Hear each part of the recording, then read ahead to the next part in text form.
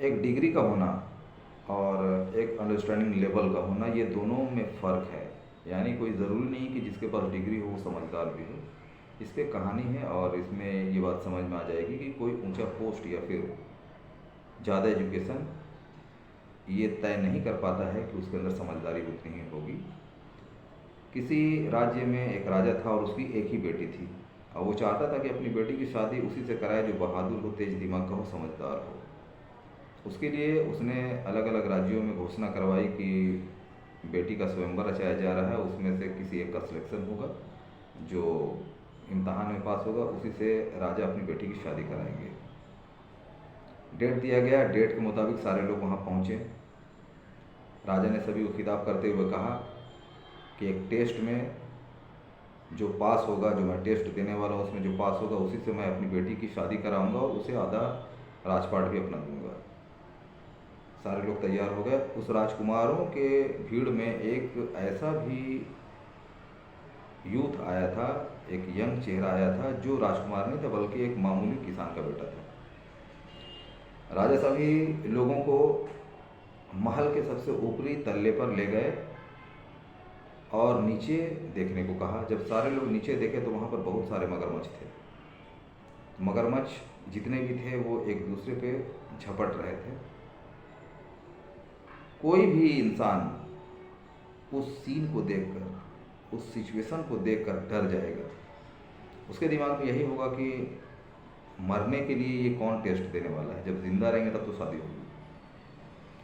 राजा एक रोटी का टुकड़ा लिया और मगरमच्छ के ऊपर फेंक दिया।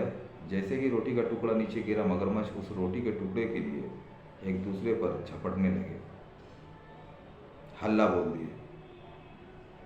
ये देखकर जितने भी राजकुमार थे सहम गए। सारे लोगों ने इनकार कर दिया।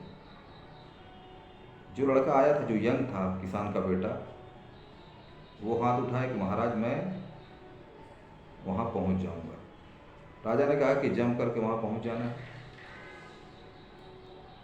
वो लड़का गया और तालाब में सीधे जंप कर गया। जैसे ही वो जंप किया सारे मगरमच्छ हट गए, वो तैरता हुआ उस पार हो गया। यानी वो बच गया। कंडीशन यही था राजा का कि अगर जो बच जाएगा उससे उसकी बेटी की शादी होगी। अब बात तो चूंकि जीत की हो चुकी थी, राजा को ऐलान करना था। उसने ऐलान किया कि इसी शख्स से मेरी बेटी शादी करेगी। लेकिन राजा ने एक बात पूछना चाहा उससे, और पूछा भी कि ये बताओ, इतने खूंखार मगरमच्छ जो एक दूसरे पर रोटी खाने के लिए झपट्टा मार रहे थे, तुम उसके बीच में कूद के तैर के निकल कैसे गए? बाकी लोग जो है वो डर से तो कदम भी नहीं बढ़ाए।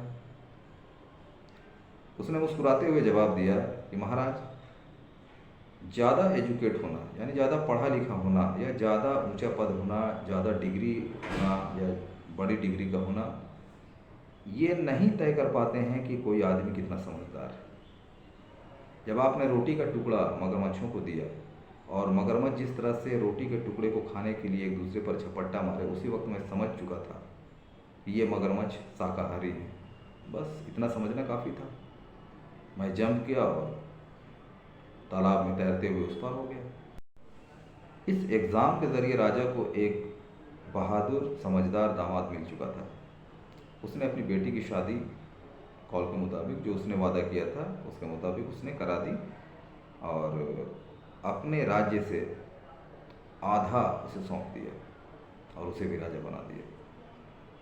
ये कहानी ये साबित करती है कि वाकई कोई ऊंचा पद, ज़्यादा एजुकेशन या बड़ी डिग्री ये नहीं तय कर पाते हैं कि समझदारी इसी तरह से मिलती है। समझदारी कोई पैमाना नहीं है। अपने आप को समझना और अपने आप को समझते हुए काम करना, इसे ही समझदारी कहा जाता है। क्योंकि जब हम अपने आप को समझेंगे तभी तो दूसरों को समझेंगे। जो इंसान अपने आप को नहीं समझ पाता वो दूसरों को भी नहीं समझ पाता है। All the best.